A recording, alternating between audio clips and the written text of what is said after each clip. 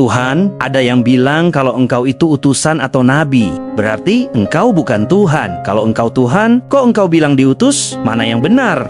Anakku, bayangkan seorang direktur utama di sebuah perusahaan besar. Suatu hari, dia melihat ada masalah di gudang paling bawah yang hanya bisa diselesaikan kalau dia sendiri yang turun tangan. Lalu dia memakai seragam karyawan biasa, turun ke gudang, dan bekerja di sana. Sekarang aku tanya, apakah dia tetap direktur atau dia cuma karyawan? Ya, secara jabatan di gudang itu, dia jadi karyawan, tapi secara hakikat, dia tetap pemilik perusahaan itu, Tuan. Tapi kenapa dia harus repot-repot jadi karyawan? Karena kalau dia datang sebagai direktur dengan pengawalan ketat, karyawan di gudang akan takut dan menjauh.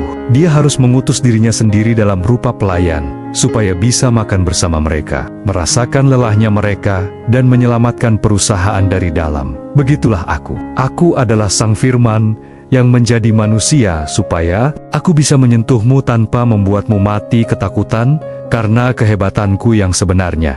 Berarti saat engkau bilang Bapa lebih besar dari aku, itu karena engkau lagi jadi karyawan itu ya? Tepat sekali. Itu adalah bentuk kerendahan hatiku sebagai manusia. Tapi ingatlah, meski aku merendah, kuasaku tetap kuasa Tuhan. Aku mengampuni dosa, aku membangkitkan orang mati, dan aku memberikan hidup kekal. Hal-hal yang tidak mungkin bisa dilakukan oleh seorang utusan biasa. Aku melakukan itu semua supaya kamu tahu bahwa yang sedang berdiri di depanmu ini bukan sekadar kurir pembawa pesan, tapi sang pemilik pesan itu sendiri.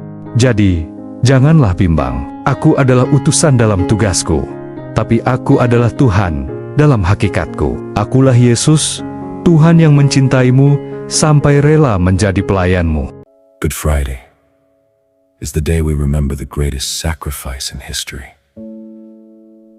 It's the day Jesus Christ was crucified on the cross. Though he was innocent, he chose to suffer and die for our sins. It may seem like a day of sorrow, but it's called good because through his sacrifice, we received forgiveness, grace, and salvation. His death was not the end. It was the beginning of hope. Because of the cross, we are redeemed.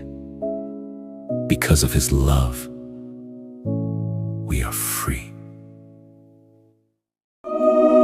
Mereka pikir semua sudah berakhir. Yesus mati, harapan hilang. Kubur tertutup rapat. Tetapi mereka salah. Pagi itu, bumi berguncang. Batu berguling, dan kubur itu kosong. Bukan karena seorang mengambilnya, tetapi karena dia bangkit. Ketakutan berubah menjadi harapan. Kematian berubah menjadi kemenangan. Dan saat mereka berlari, Yesus sendiri datang menemui mereka. Dia hidup. Dan jika dia mengalahkan maut, tidak ada yang mustahil dalam hidupmu. Jangan takut, dia hidup dan berjalan bersamamu. Tuhan Yesus memberkati.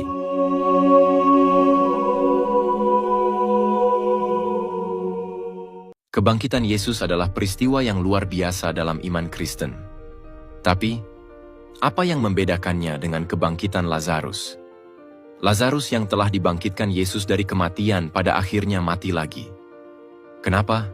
Karena dosa dan maut masih berkuasa atas hidupnya. Seperti tertulis di Roma 6 ayat 23, upah dosa adalah maut. Namun kebangkitan Yesus berbeda. Yesus bangkit dan hidup untuk selamanya karena dia tidak memiliki dosa. Dan kematian tidak bisa menahannya.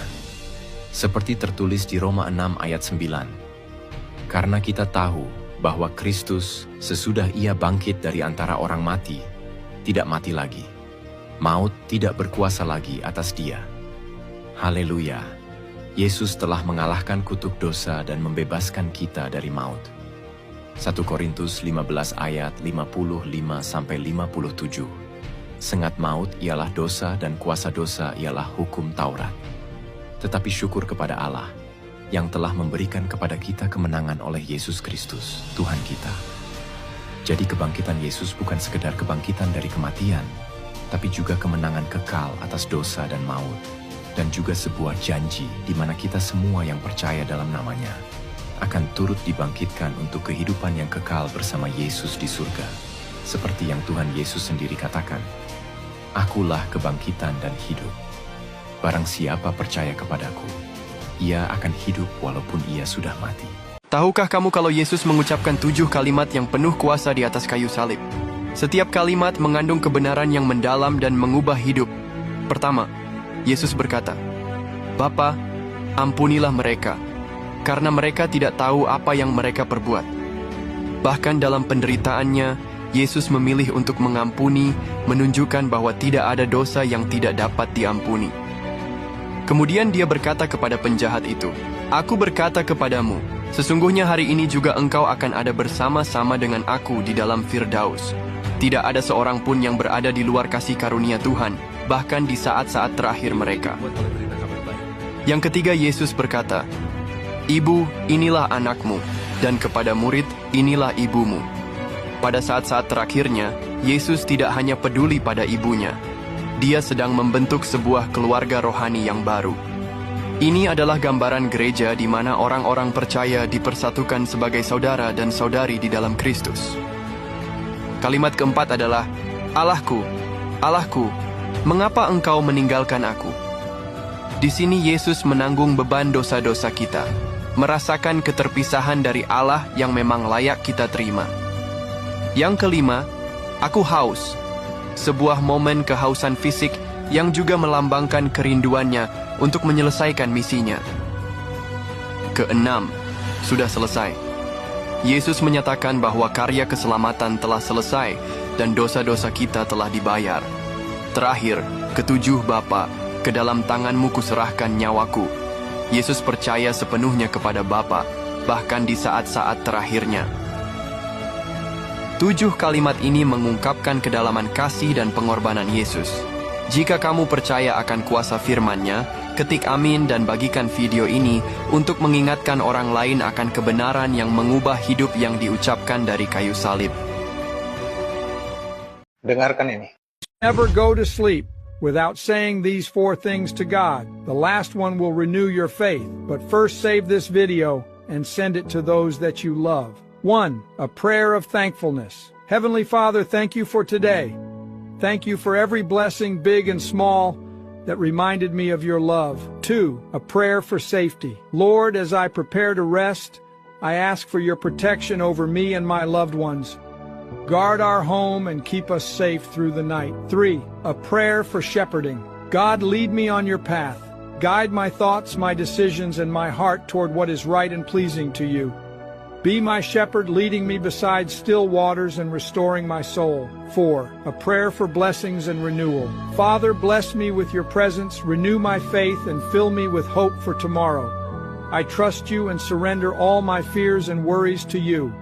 Amen.